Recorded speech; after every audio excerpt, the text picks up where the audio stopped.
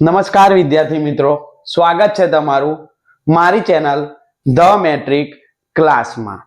લો આવી ગયું તમારું પર્યાવરણનું પદ્ધતિશાસ્ત્ર. બહુ કમેન્ટો આવી, ઘણા બધા વિદ્યાર્થીઓએ ગ્રુપમાં પણ જણાવ્યું સાહેબ પર્યાવરણનું પદ્ધતિશાસ્ત્ર ક્યારે? તો લો અત્યારે.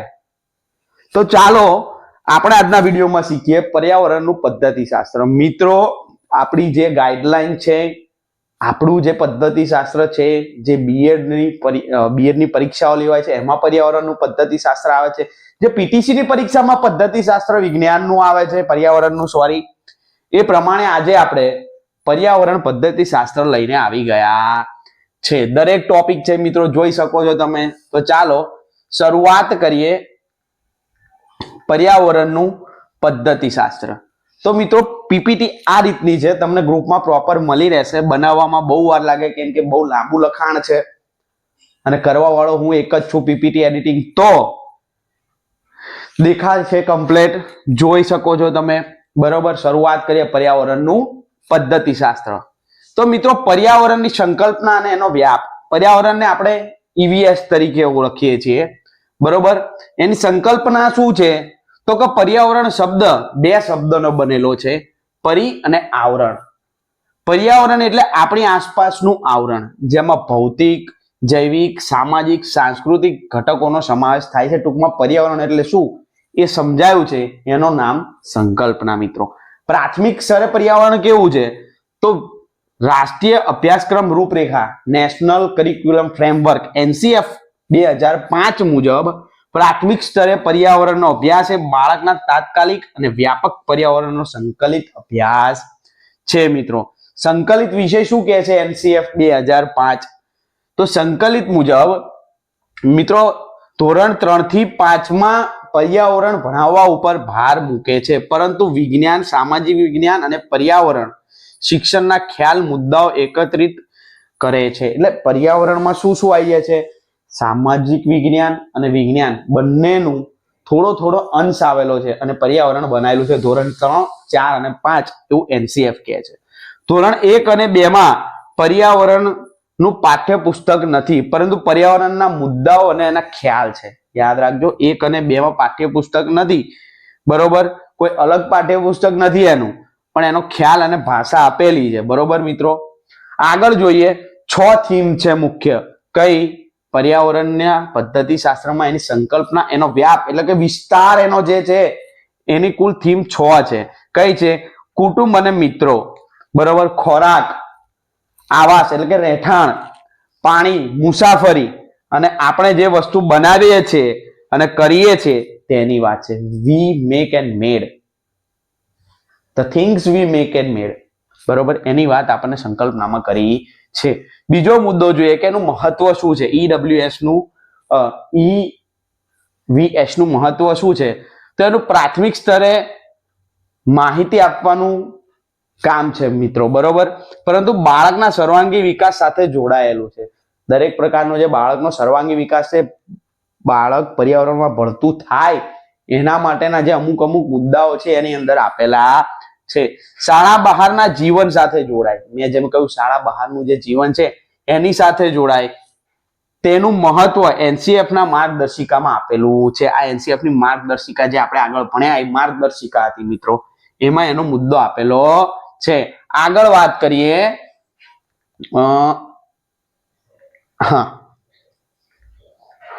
પોઈન્ટ ત્રીજો, પર્યાવરણ અને પર્યાવરણ શિક્ષણ વચ્ચેનો સંબંધ. પર્યાવરણ એટલે કે બહારનું પર્યાવરણની વાત છે, અને પર્યાવરણનું શિક્ષણ એટલે કે જે આપણે પુસ્તકો આવે છે, શાળામાં ભણીએ છીએ એની વાત છે. એના વચ્ચેનો સંબંધ કેવો છે? તો આ બંને વચ્ચેના ખ્યાલો એકબીજા સાથે ગાઢ રીતે જોડાયેલા છે. કેવા છે? ગાઢ રીતે જોડાયેલા છે મિત્રો. આની પીપીટી તમને મળી રહેશે, જે ક્લિયર મળશે.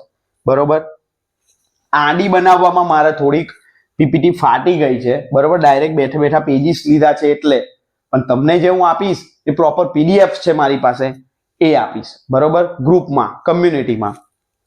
પર્યાવરણ એટલે શું? પર્યાવરણ આ તે સંદર્ભ અથવા વિષય વસ્તુ છે જેમાં આપણે અસ્તિત્વ ધરાવીએ છીએ, જે આપણું ભૌતિક, જૈવિક એટલે કે કુદરતી તેમજ સામાજિક અને સાંસ્કૃતિક વાતાવરણ છે. તે જ્ઞાન પૂરું પાડે છે, નોલેજ પૂરું પાડે છે. કોણ? પર્યાવરણ, પર્યાવરણની વાત છે, જે બહારનું પર્યાવરણ છે તે. હવે પર્યાવરણ શિક્ષણની વાત કરીએ તો આ તે પ્રક્રિયા છે, જે એક પ્રક્રિયા છે જેનો હેતુ મનુષ્ય અને પર્યાવરણ વચ્ચે સંબંધ બનાવવાનો છે. પર્યાવરણનું જે પુસ્તક છે બાળકો અને બહારનું જે પર્યાવરણ છે એની સાથેનો સંબંધ બનાવવાનો છે, કેળવવાનો છે, પ્રતિબદ્ધતા મેળવવાનો છે મિત્રો.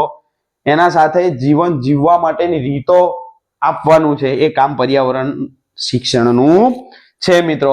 આગળ જોઈએ તો 3 સ્તંભો છે, એના વિશે ડિટેલમાં આપણે જવાનું નથી. પર્યાવરણના જે મુખ્ય 3 સ્તંભો છે તો પર્યાવરણ વિશે શિક્ષણ, પર્યાવરણ દ્વારા શિક્ષણ અને પર્યાવરણ માટે શિક્ષણ.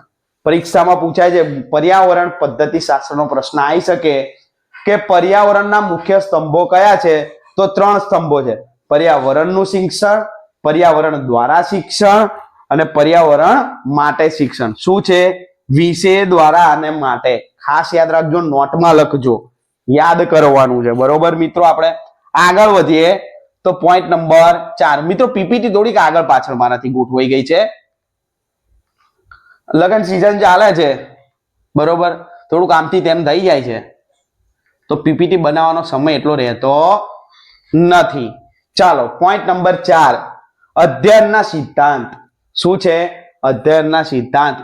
ઈવીએસ એટલે કે પર્યાવરણનું પદ્ધતિશાસ્ત્ર ચોક્કસ અધ્યયનના સિદ્ધાંતો પર આધારિત છે, જે એનસીએફ 2005 બીએડ અને ડીએલએડ અભ્યાસક્રમમાં કેન્દ્ર સ્થાને છે. કોના કેન્દ્ર સ્થાનમાં છે? ડીએલએડ અને બીએડ ના. પહેલા વાત કરીએ રચનાવાદ આધારિત. તો પર્યાવરણ શિક્ષણનો પાયો એનસીએફ ના સિદ્ધાંત ઉપર આધારિત છે, બરોબર, જેમાં એનો અર્થ, શિક્ષકની ભૂમિકા, બરોબર. આ સિવાય વાયોસ્ગીનો સિદ્ધાંત આપણી પરીક્ષામાં આવે છે, વાયગોસ્કી, બરોબર. આ સિવાય અધ્યયનના સૂત્રો. કેવા સૂત્રો? મૂર્તથી અમૂર્ત, જ્ઞાતથી અજ્ઞાત, સ્થાનિકથી વૈકલ્પિક. જે રીતે આપણે પૃથ્થકરણ, સંયોગીકરણ હતું ગણિત પદ્ધતિ શાસ્ત્રમાં, જે સૂત્રો હતા એના, એ પ્રમાણે આમના પણ સૂત્રો છે પર્યાવરણના, એ યાદ રાખવાના છે કે નીચેનામાંથી પર્યાવરણ પદ્ધતિશાસ્ત્રના સૂત્રો કયા છે. તો 3 ગણિત પદ્ધતિશાસ્ત્રના ગુસાડ દીધા હોય અને એક એમાંથી આપેલું હોય જ્ઞાતથી અજ્ઞાત. તો આપણને આવડવું જોઈએ કે આ આપણું જવાબ છે, આપણું જ્ઞાતથી અજ્ઞાત એ પર્યાવરણ પદ્ધતિશાસ્ત્રનો છે, બરોબર. સૂત્ર છે, અધ્યાપન સૂત્ર છે. યાદ રાખજો મિત્રો, મૂર્તથી અમૂર્ત, જ્ઞાતથી અજ્ઞાત, સરળથી જટિલ અને સ્થાનિકથી વૈકલ્પિક. હવે એના વિશે વાત કરીએ. મૂર્તથી અમૂર્ત એટલે શું? બાળકોને પહેલા વાસ્તવિક વસ્તુઓ શીખવાડી દેવાની, વાસ્તવિક વસ્તુઓ પરથી અવાસ્તવિક વસ્તુઓ ઉપર લઈ જવું, જેનું નામ મૂર્તથી અમૂર્ત, બરોબર. જ્ઞાતથી અજ્ઞાત એટલે શું? તો કે બાળકને હંમેશા જ્યારે પાઠનું શરૂઆત કરીએ વર્ગખંડમાં, ત્યારે પેલા જ્ઞાત વસ્તુનું આપણે નોલેજ આપવાનું અને ત્યારબાદ એ જ્ઞાત વસ્તુ પરથી ક્યાં લઈ જવાનું? અજ્ઞાત વસ્તુ, એટલે જે જાણે છે તેના તરફથી અજાણ વસ્તુ તરફ લઈ જવાની પ્રક્રિયા, એટલે જ્ઞાનથી અજ્ઞાન, બરોબર. સરળથી જટિલ તરફ. હવે આ તો ઈઝી છે. સરળથી જટિલ તરફ એટલે કોઈ વિદ્યાર્થીને મારે માનો કે એવું શીખવાડવું છે કે કોઈ બાઇકનું એન્જિન કઈ રીતે કામ કરે છે, તો સૌપ્રથમ હું શું શીખવાડીશ? કોઈ રમકડાના જે સ્પેર પાર્ટ છે એ કઈ રીતે કામ કરે છે, એમ કરતા કરતા ધીમે ધીમે એને શું કરીશ કે બાઇક પણ આ રીતે કામ કરે છે, બાઇકનું એન્જિન પણ આ રીતે કામ કરે. એટલે કે એકદમ સરળ વસ્તુ શીખવાડવાની અને ત્યારબાદ એને જટિલ વસ્તુ તરફ લઈ જવાના, બરોબર. જેમ કે હું જૂથ પહેલા શીખવાડું, બરોબર, અને ત્યારબાદ ગુણાકારનો નિયમ શીખવાડું, એને કહેવાય સરળથી જટિલ તરફ. સ્થાનિકથી વૈકલ્પિક તરફ. બાળકના તાત્કાલિક સ્થાનિક પર્યાવરણ થી શરૂ કરીને વૈકલ્પિક પર્યાવરણ સુધી જવું, તેને શું કહીશું? સ્થાનિકથી વૈકલ્પિક તરફ. બોલો, ખબર પડી? 5મા તરફ વળીએ કે વિજ્ઞાન અને સામાજિક વિજ્ઞાન સાથેનો સંબંધ કેવો છે, બરોબર. પર્યાવરણનો ઈવીએસ એટલે કે પર્યાવરણનો સંબંધ વિજ્ઞાન અને સામાજિક વિજ્ઞાન સાથે કેવો છે? તો પહેલા જોઈએ કે સંકલનનો અર્થ શું છે, એટલે ભેગા થવાનો અર્થ શું છે? કે વિજ્ઞાન, સામાજિક વિજ્ઞાન, સાંસ્કૃતિક, ભૌગોલિક અને રાજકીય પાસાઓ એક સાથે વણી લીધા, એટલે કે પર્યાવરણમાં બધાને શું કર્યું છે? વણી લેવામાં આવ્યા છે. ઉદાહરણ આપેલું છે વિજ્ઞાનનું એક પાસું પોષક તત્વો, વિજ્ઞાનમાં ધોરણ 6-7 માં આવે છે પોષક તત્વો, સંતુલિત આહાર, પાચન ક્રિયા, છોડ કેવી રીતે ખોરાક બનાવે છે, આ બધી પદ્ધતિઓ, બરોબર. એ જ પ્રમાણે સામાજિક વિજ્ઞાનમાં શું આવે છે, ખેડૂતો અને ખેતીના પ્રકાર. જો પોષક તત્વો, ખેતીના પ્રકાર, બરોબર, ખોરાકનો બગાડ, આ બધું એકબીજા સાથે કેવું ધરાવે છે, સંબંધ ધરાવે છે, બરોબર મિત્રો. એટલે આ બંનેનો વ્યાપ અને સંબંધ કેવો છે એ દર્શાવ્યું છે કે વિજ્ઞાન અને સામાજિક વિજ્ઞાન એ પર્યાવરણ સાથે કઈ રીતે જોડાયેલા છે. તો આ રીતે જોડાયેલા છે. ઉદાહરણ બીજું આપેલું છે, આ ખોરાકનું હતું, હવે પાણીનું છે. જેમ કે પાણીના ગુણધર્મો ને એવું બધું વિજ્ઞાનમાં આવે. પાણી શેનું બનેલું છે, કયા તત્વોનું બનેલું છે, આ બધું વિજ્ઞાનમાં આવે. પણ સમાજમાં શું આવશે, તો કે સમાજમાં શું આવશે, ડેમ બનાવવા, નદી નહેર બનાવવી, નદી નહેરની સંખ્યા, આવું બધું ક્યાં આવશે, સામાજિક વિજ્ઞાનમાં આવશે. આવાસની વાત કરીએ તો વિજ્ઞાનમાં આવાસનું કઈ રીતે, આવાસ એટલે શેલ્ટર, એટલે કે આપણે જેમાં રહીએ છીએ એ, કે ઘર મકાન શેનું બનેલું છે, પથ્થર, ઈંટો, એની મજબૂતાઈ, આબોહવા, આ બધાની વાત કરી લે. જ્યારે પર્યાવરણમાં શું, સમાજમાં શું વાત કરેલી હોય કે મનુષ્યની રહેણી કરણી, એમનું સ્થાન, એમની જાતિ, એ બધું આપેલું. એટલે કે આ રીતે બંને એકબીજા સાથે સંબંધ ધરાવે છે. સંકલ્પનાઓ રજૂ કરવાની પદ્ધતિઓ. તો મિત્રો વિજ્ઞાન પર્યાવરણીય સંકલ્પનાને રજૂ કરવા માટે પરંપરાગત વ્યાખ્યાન પદ્ધતિ છે, બરોબર. જ્ઞાન રચનાવાદ ના સિદ્ધાંત મુજબ ઈવીએસ માટે બાળ કેન્દ્રી પદ્ધતિઓ ઉપયોગ થવો જોઈએ. કેવી પદ્ધતિઓનો ઉપયોગ થવો જોઈએ, બાળ કેન્દ્રી પદ્ધતિ. હવે આપણને ખબર છે કે પર્યાવરણ ફક્ત ધોરણ 1 થી 5 માં જ આવે છે.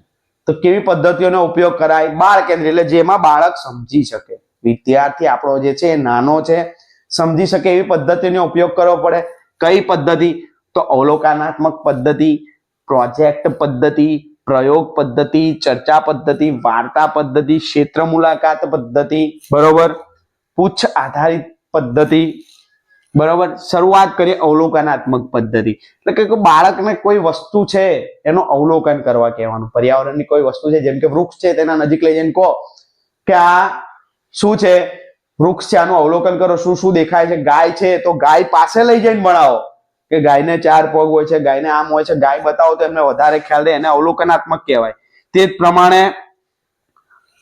કઈ ગયું, ક્ષેત્ર મુલાકાત પણ એમાં જ આવશે. જેમ કે હું એમ કહું કડીઓ શું છે, એ વિદ્યાર્થીઓને ખબર ના પડે, પણ એને કડીઓ ક્યાં છે લઈ જઈને બતાવીએ તો વિદ્યાર્થીને વહેલા ખ્યાલ આવશે કે આ કડીઓ કહેવાય, આ ઘરકામ કરે છે, એને યાદ જલ્દી રહેશે.